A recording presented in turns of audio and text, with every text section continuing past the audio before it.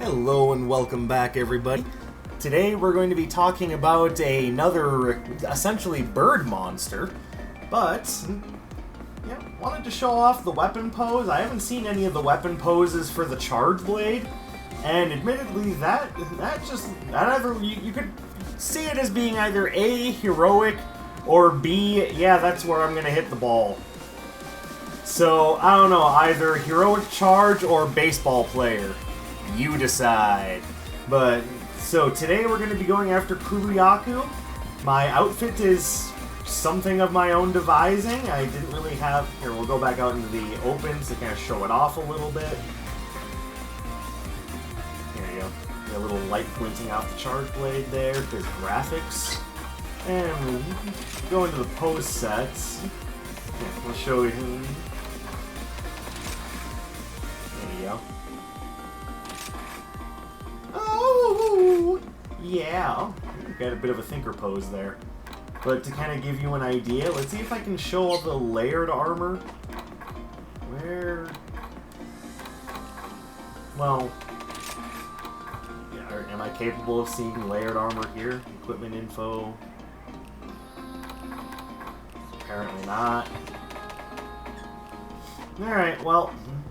There is a way to show you my layered armor, and I thought I could do it from the status screen.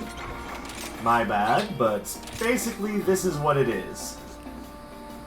And we'll quick show it off there.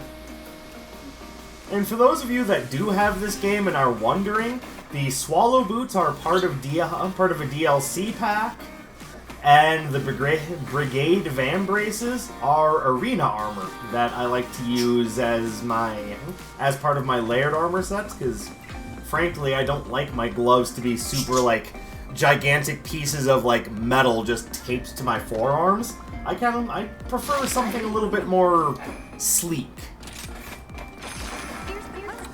Alright, so we're gonna have to fight two of these guys, so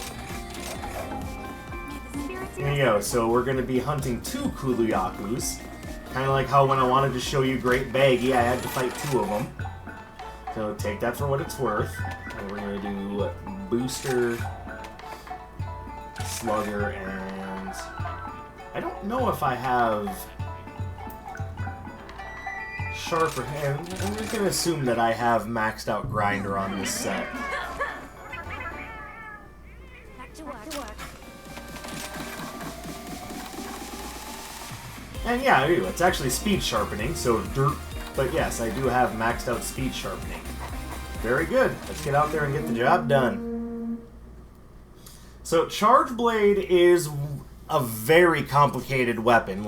It was originally introduced in Monster Hunter 4, and by the time Monster Hunter 4 Ultimate came out, Capcom said, we need to add some more stuff to this.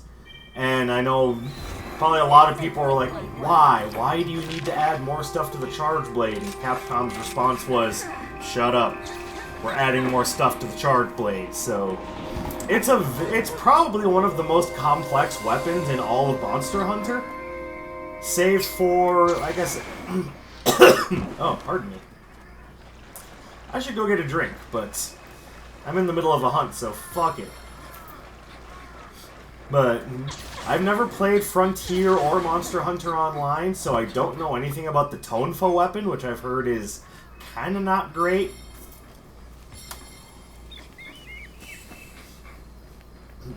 But yeah, as far as I can tell, Charge Blade, one of the absolute most complicated weapons. And yes, Kulu-Ya-Ku does look a little derpy. But he's a scrappy boy. He picks up a rock. He's just like, you know what? I'm gonna smack you with this. Did he seriously just throw a rock on badgies? Seriously, dude, what did the bomb badgies ever do to you?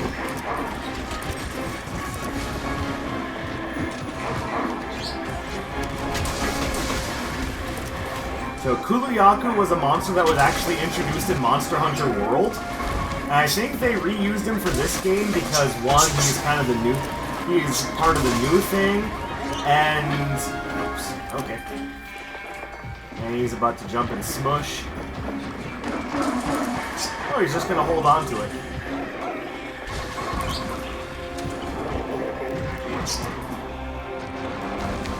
But Yaku does get a little aggressive, so it's usually a good idea to hold off a little bit, otherwise your attack will bounce off the rock.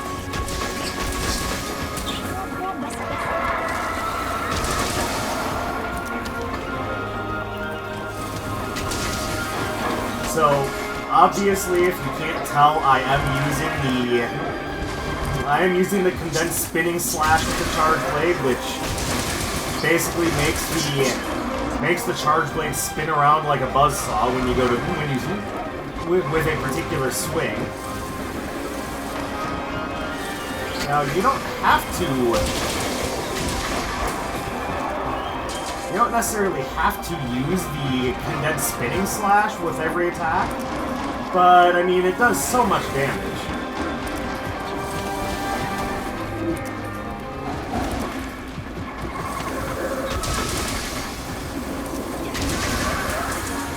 And no, he's not stunned.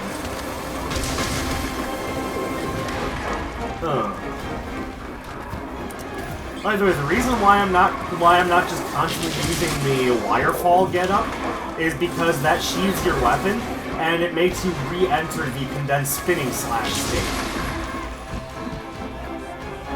So I'm just choosing to do this old school.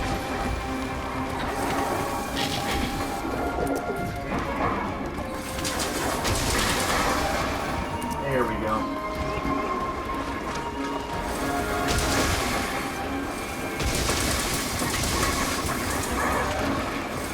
Oh hey, I got a knockout. Well, let's make good use of this.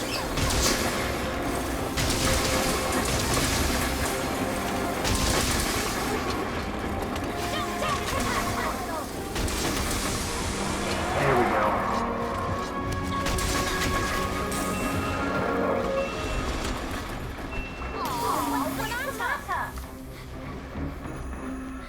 So, Kulu is not exactly what I would call crazy difficult.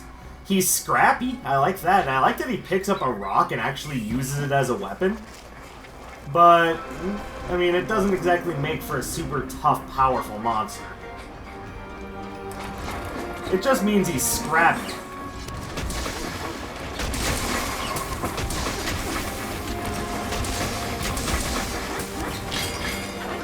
Clang. Alright. By the way, the reason why my sharpness is decreasing so slowly is because I have the Master's Touch ability on, which means that anytime I would score a critical hit, I actually has an 80% chance of not using any sharpness. Now, those who are familiar with Monster Hunter World will recognize Master's Touch as the, oh, if you score a critical hit, it doesn't use sharpness at all ability. Obviously, they had to do something about that because it just meant every single set in the entire game was just a Master's Touch set. By reducing the 100% reduction in sharpness loss to 80%, that actually makes it so that people use other builds, go figure. That doesn't mean Master's Touch is bad, it means it's been refined, it's been tuned a little bit. And you know what? That's fine, that is a good thing. All the way up there, huh?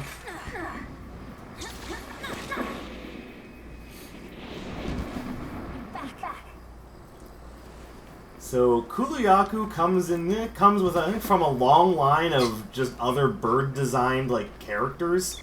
Like Aknasom in this game is kind of the basic bitch bird, so to speak, although it breathes fire. Not saying much because a lot of the other ones do as well, such as Yian-Kut-Ku, which also breathes fire. Yian-Garuga, which also breathes fire. Qurupeco, which, surprise, surprise, well, he doesn't breathe fire, it just has a fire-based attack. But I think of all the kind of, like, semi-basic bird enemies, I keep thinking about this, I keep being unsure, kind of like, do I agree with my roommate, do I not agree with my roommate? And I think ultimately what it boils down to is, I think I agree with him. Qurupeco is kind of the most interesting one. And what made Pico interesting is that they gave Pico an ability that gave him relevance late game. And that ability is he can mimic the cries of other monsters and get them to come to his aid.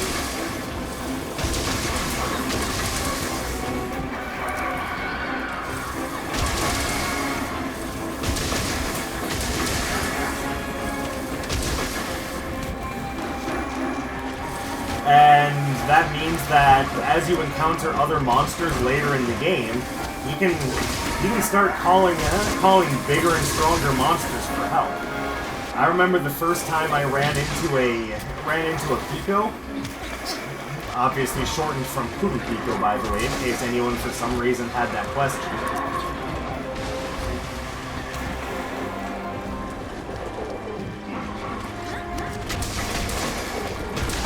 Ow. But one of the things that Pico is well known for in Monster Hunter 3, which as far as I can tell is the only Monster Hunter game where it appears, and yes, I should use a non-gender specific pronoun, not that I find it to be that big a deal. But I know some people find that to be important, so let me not completely dismiss that out of hand.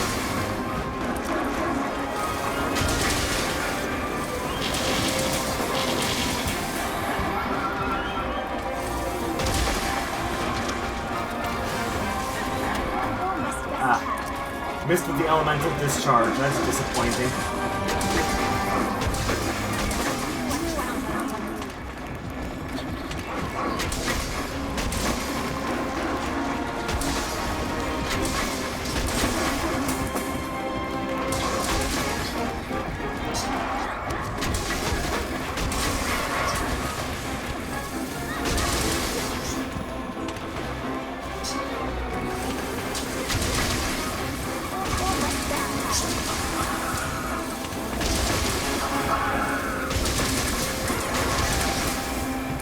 There we go. Reposition. And there we go. Alright, that is 2 Kulu-Ya-Kus down in less time than it takes for Primatine to set in. And after this, we can start showing off the rank 5 monsters. So, things that are a little bit more interesting, if you ask me. I don't dislike Kulu, and like I said, the idea that he picks up a rack... That's how smart of me to have said something that stupid. But the fact that he picks up rocks and uses them as weapons, it's like... It's kind of neat to see a creature like this picking up and using tools.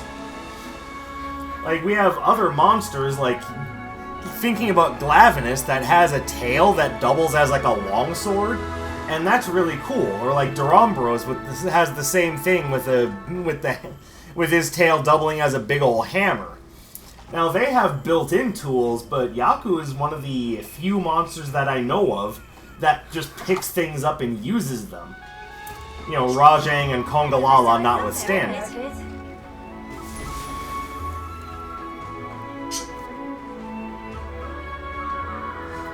Alright, so... Oh, I got Dongo tickets, that's nice. So, I don't really need any of these items, but there's no reason for me to turn them down either, so just take all. And there we go. And that's Kulu-Ya-Ku.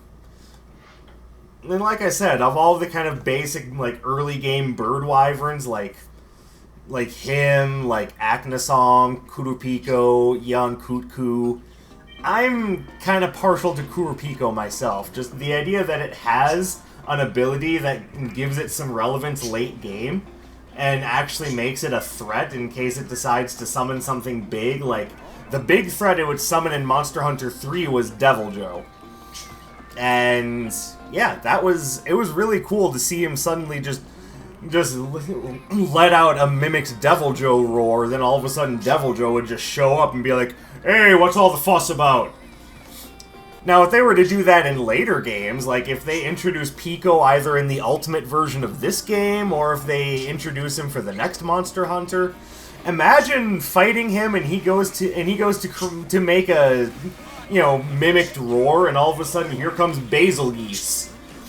And that would be cool. I would like to see him exercise his ability to summon other monsters to the battlefield again, because that was a really neat way to make an early game monster have relevance later in the game, but that's now my third time saying that. I'm just kind of rambling at this point, but that's all for me. Thank you guys very much for watching another hunt. I very much appreciate it if you are watching these. Do me a favor, drop me a like, leave me a comment, dislike it if you dislike it. It all factors towards towards the algorithm. My links to my social media will be in the description below, and that's about what I've got. So, my name is Darkside Walker, Vanille has been my huntress, and we will be seeing you.